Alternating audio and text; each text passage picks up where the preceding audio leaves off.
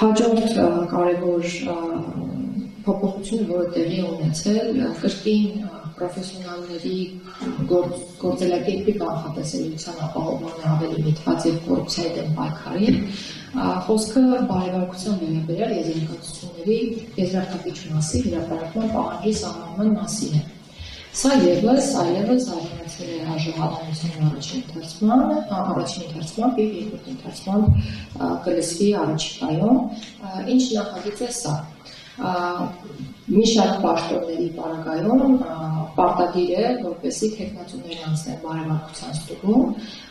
որի արդյունքում կոռուպցիայի կանխարգելման հանձնաժողովը տրամադրում է եզրակացություն կամ բացասական կամ դրական։ Իհարկե այդ եզրակացությունը ունի խորհրդատվական բնույթ, բայց պրակտիկան ցույց է գալիս, որ նշանակող մարմինները, այսինքն այն մարմինները, որոնք տվյալ պաշտոնին բազի նշանակելու հնարավորություն ունեն,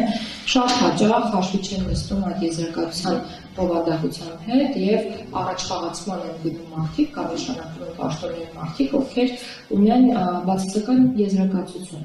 Սա պրակտիկայում չի բացառվում եւ ապագայում էլ չեն կարող բացառել, բայց որպեսզի նշանակումներն ավելի կանխատեսելի դարձնենք եւ հանրության համար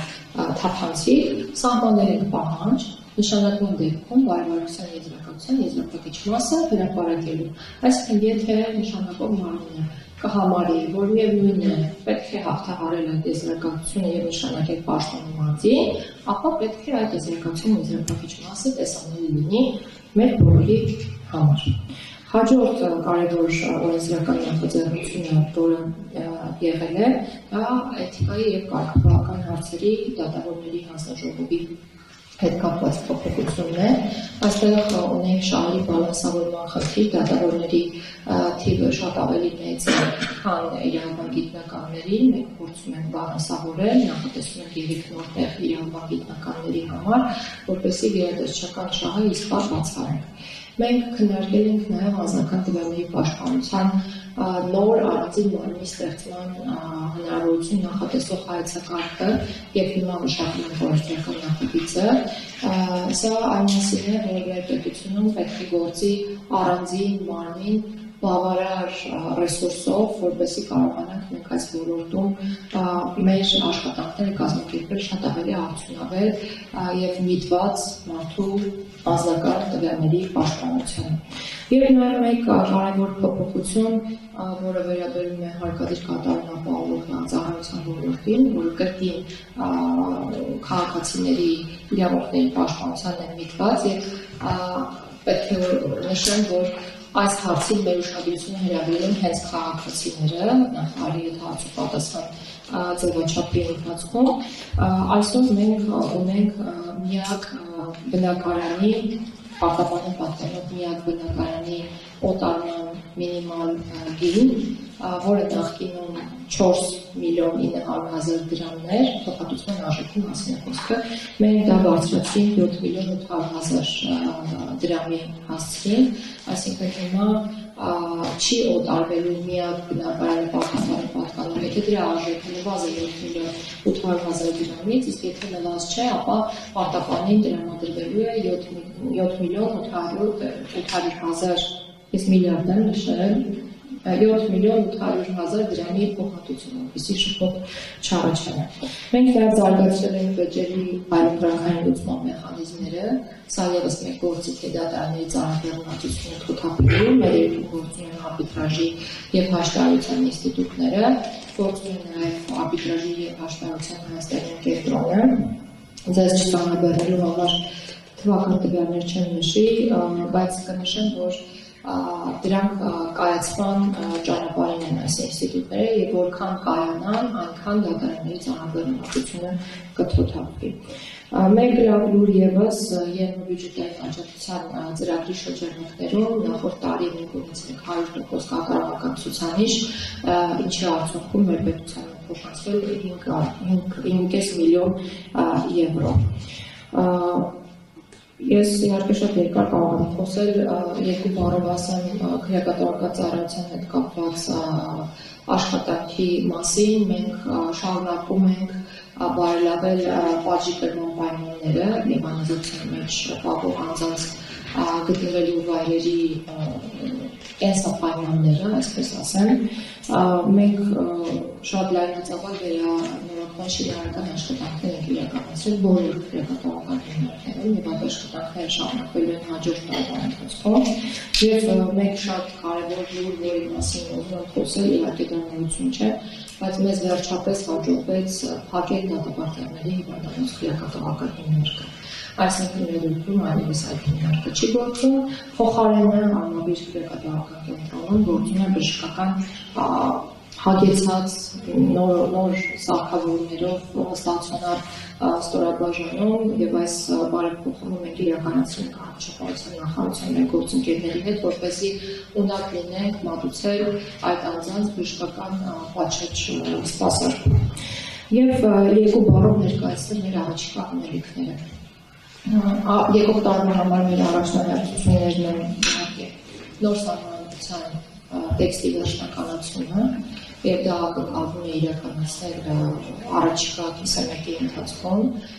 չեմ շահելու նաեւ այն ժամկետներից որոնց մասին որ ես նախորդիվ խոսել եմ բազմիցս եւ մեր աշխատանքների ամփոփման ամիսը մարտ ամիսն է շարունակում մնալ, այսինքն մարտին մենք ունենք տեքստ, որը հրապարակման ենթակա այլևս կլինի։ Վարչապետ իրավախախտումների վերաբերյալ օրենս գիրքը ուղարկվել է վարչապետի աշխատակազմ եւ առաջիկա քննարկվի նախարարական կոմիտեներում հույս ունենք, որ առաջին 6 ամիսների ընթացքում կկարողանանք վարչական իրավախախտումների վերաբերյալ օրենս գիրքը արժանացնել կառավարության հավանությանը։ Մենք կատարելագործում ենք պատիժ պայմանական վարակետ ազատելու ինստիտուտը եւ բազմիցս ընդգրկվել է հարց, թե համաներում լինելու է թե ոչ, ես ասել եմ ոչ, փոխարենը կենտրոնանում ենք անհատականացնող մեթոդների վրա, այսինքն անձանց անհատականացնող եւ անհատական մոտեցում ցուցաբերելու ունակ մեթոդների վրա եւ պատիժ պայմանական վարակետ ազատելու ինստիտուտը հենց այս մեթոդներից է եւ մենք հրավարկելու ենք մեր զեկույցների որակը, ինչը նաեւ հնարավորություն է տալու դատարաններին ավելի հաճախ կիրառել այս ինստիտուտը եւ համեմատության համար ուզում եմ նշել, որ այս տարի արդեն բավական դերական ցուցանիշ ունի այս առումով, եթե չեմ սխալվում, այս տարի պատիժ պայմանական վարակետ ազատվել է 170 անձ, նախորդ տարի ազատվել էին 138, այսինքն վերջին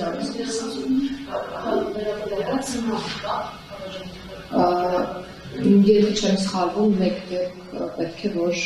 լիներ, բայց նախորդիվ 5-ից ավելի ազատազրկվածներ ազատվելու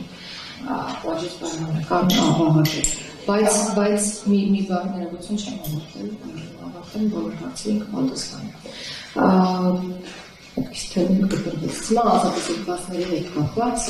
եւ ոչ միայն սմա ազատազրկվածների հետ կապված, այլ բոլոր պատիժներով անձանց հետ կապված անհատական մոտեցումը ենթադրում է նաեւ պատժի կերման պայմանների բարելավում գոտիների փոփոխության միջոցով, անվտանգության գոտիների մասին խոսքը եւ այս տարի ցուցանիշները բավականին դրական են։ Այսինքն 11-ից ավել որոշումներ են կայացվել հօգուտ պատիժ կրող անձանց գոտիների տեղափոխման հետ կապված եւ այս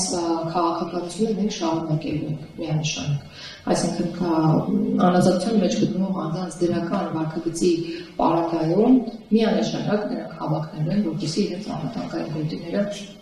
ավելի հեշտ եւ արագ փոփոխվեն։ Իհարկե արագությունը արդեն օրենսդրության հնարավորությունների սահմաններում է։ Եվ առաջնահերթությունների հետ կապված խոսելիս պետք է նշել նաև թվայնացման օրակարգի մասին եւ արդեն ասացի, որ սնանկության էլեկտրոնային համակարգը պետք է գործարկվի, ապագայում նաև պետք է ունենանք քրեական դատավարությունը թվայնացված։ Մենք հիմա աշխատում ենք քրեակատարողական ծառայության էլեկտրոնային հարթակի վրա, այդպես նաև պրոբացիայի